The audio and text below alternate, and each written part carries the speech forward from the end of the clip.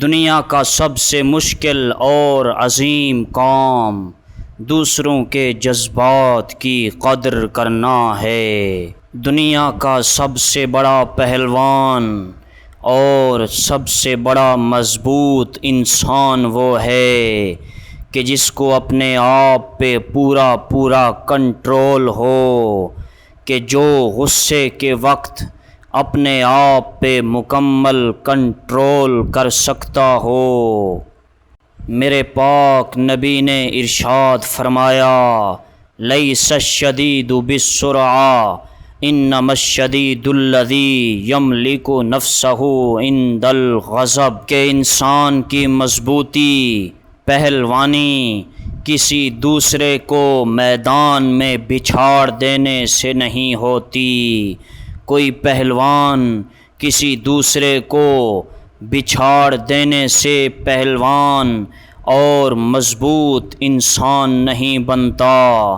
بلکہ اصلی پہلوان تو وہ ہوتا ہے کہ جو غصے کے وقت اپنے نفس پہ مکمل طور پہ کنٹرول رکھتا ہو۔ اور کسی کے جذبات کی قدر کرنے والی صفت انسان میں تب آتی ہے جب اس میں پہلے یہ صفت موجود ہو کہ وہ اپنے آپ پہ مکمل کنٹرول کر سکتا ہو، کسی بھی حالت میں وہ اپنے آپ پہ قابو پا سکتا ہو، اپنے جذبات پہ قابو پا سکتا ہو، اپنے نفس کا وہ مکمل طور پہ مالک ہو۔ ہاں نفس اس پہ حاوی نہ ہو، تبھی تو وہ کسی کے جذبات کو سمجھ پائے گا، اس کا خیال رکھ پائے گا، اس کو سکون دے پائے گا، اس کے جذبات کی قدر کر پائے گا، اس کا احساس کر پائے گا، تبھی تو وہ کسی اور کے لیے کچھ کرنے کے لائق بن پائے گا، وگرنہ اس سے اور کچھ نہ بن پائے گا۔ جس سے اپنا آپ اور خود انسان اس کا نفس نہیں سنبھلا جاتا، وہ کسی اور کے جذبات کو کیسے سنبھال پائے گا؟ اپنے نفس پہ کنٹرول کرنے والا، اپنے آپ پہ قابو پا جانے والا انسان، اپنے نفس کو اپنے قبضے میں رکھنے والا انسان، ہاں اپنے جذبات کو اپنے ہاتھوں میں رکھنے والا اور ان کو اپنی مرضی کے مطابق استعمال کرنے والا انسان ہی اصل اور حقیقی مرد کہلانے کا حقدار ہوا کرتا ہے، جو کسی بھی حالت کے اندر اپنے دماغ اور زبان کو، اپنے جذبات، اپنے نفس اور وجود کو اپنے کنٹرول میں رکھتا ہو، جو اس کو اپنی مرضی اور چاہت کے مطابق استعمال کرتا اور چلاتا ہو، جو اپنے جذبات سے مغلوب نہ ہوتا ہو، جو اپنے دل اور دماغ کو اکٹھے رکھ کے ان دونوں کے درمیان میں ایک درمیانہ، عادلانہ، منصفانہ، معتدلانہ، ہاں ایک اچھا سا، بہترین سا، انصاف پسند سا اور زبردست قسم کا فیصلہ کرتا ہو، اور اس فیصلے سے پیچھے نہ مڑتا ہو، اس فیصلے پہ ڈٹ جاتا ہو، ہاں اس صحیح، عادلانہ، منصفانہ، معتدلانہ فیصلے کے اوپر مضبوط رہتا ہو، پکا رہتا ہو، یہ ہوتا ہے اصل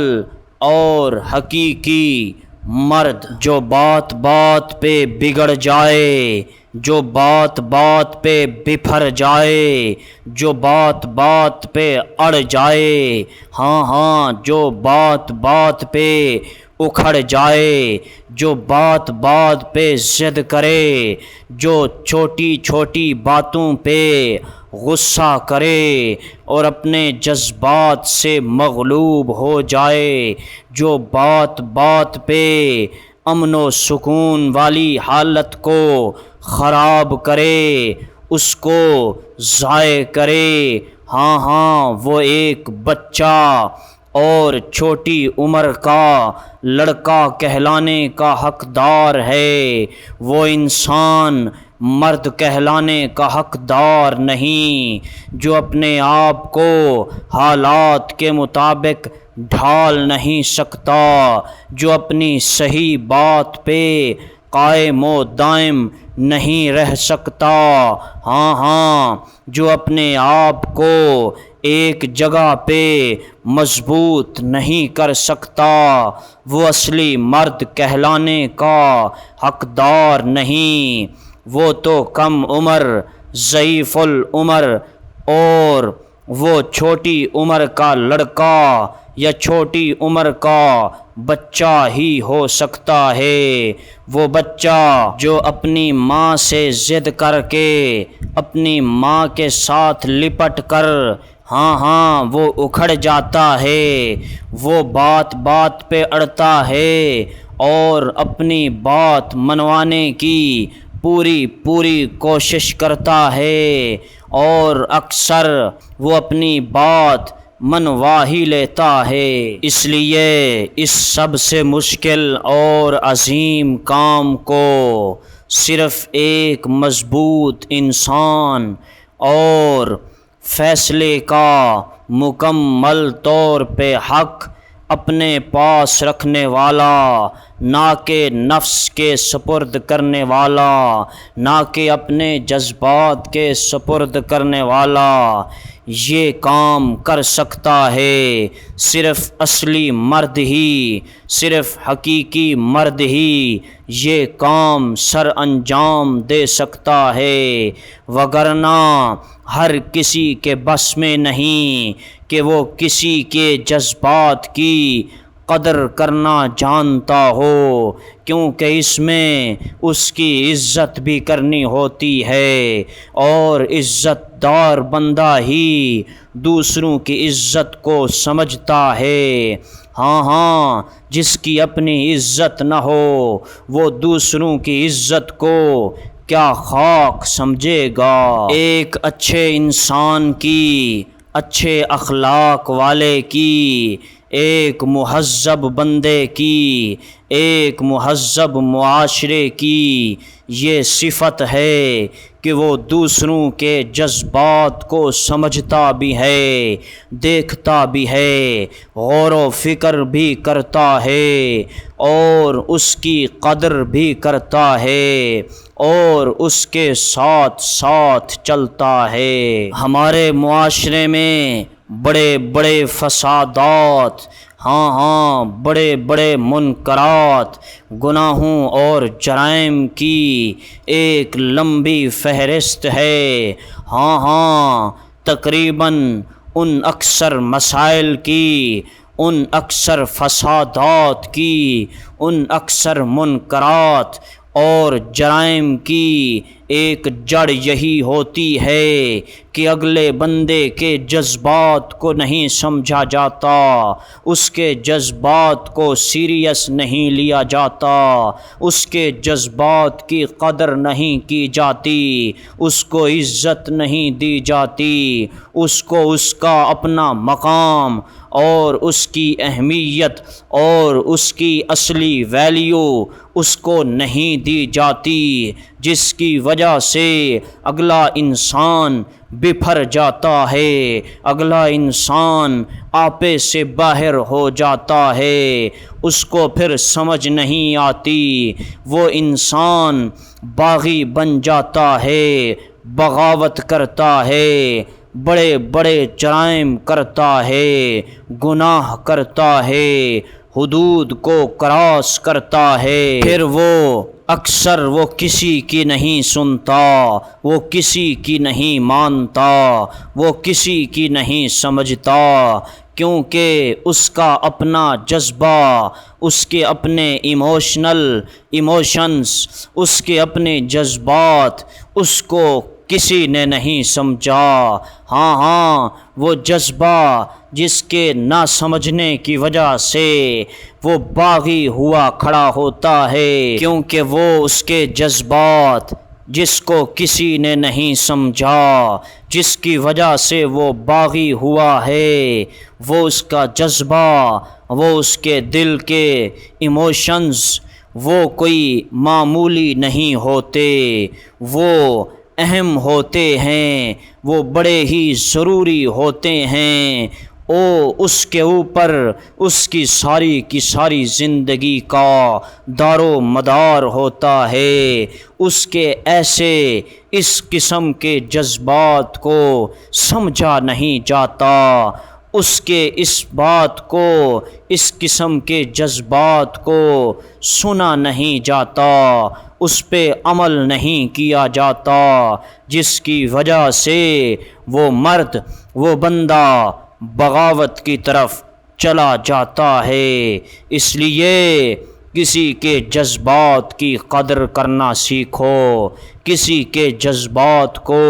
سمجھنا سیکھو۔ اگر وہ غلط ڈائریکشن پہ جا رہا ہے تو اچھے انداز میں اس کی اچھی اصلاح کرو، اس کو سمجھاؤ، اس کو ساتھ بٹھاؤ، اس کو اچھی چیز کی طرف رہنمائی کرو، اس کو پیار دو، اس کو اخلاق دو، اس کو تہذیب کے دائرے میں لے کے آؤ، اس کو اچھے انسان بنانے کی کوشش کرو، اس کو سمجھاؤ کہ وہ غلطی کر رہا ہے، اس کو سمجھاؤ کہ وہ غلط ڈائریکشن پہ جا رہا ہے۔ اگر آپ صرف اپنے دماغ سے اس چیز کو سمجھ کے اس کے خلاف فیصلہ کریں گے، اس کو نہیں بتائیں گے، اس کی غلطی پہ اس کی تنبیہ نہیں کریں گے، اس کی اصلاح نہیں کریں گے، تو پھر یاد رکھنا اس کو تو پتہ ہی نہیں کہ وہ صحیح یا غلط کر رہا ہے، آپ نے اس کو بتایا ہی نہیں، وہ ضرور بضرور آپ کے خلاف بغاوت پہ اتر آئے گا، اور آپ اس کو کبھی بھی روک نہیں پائیں گے، کیونکہ ابتدا میں روکنا آسان ہوتا ہے، اور جب ایک چیز پروان چڑھ جائے تو اس پروان اور اس جوانی کو روکنا، اس بغاوت والی جوانی کو روکنا تمہارے لیے مشکل ہو جاتا ہے، کیونکہ اب اس میں پاور اور طاقت آ چکی ہے جس کا تم مقابلہ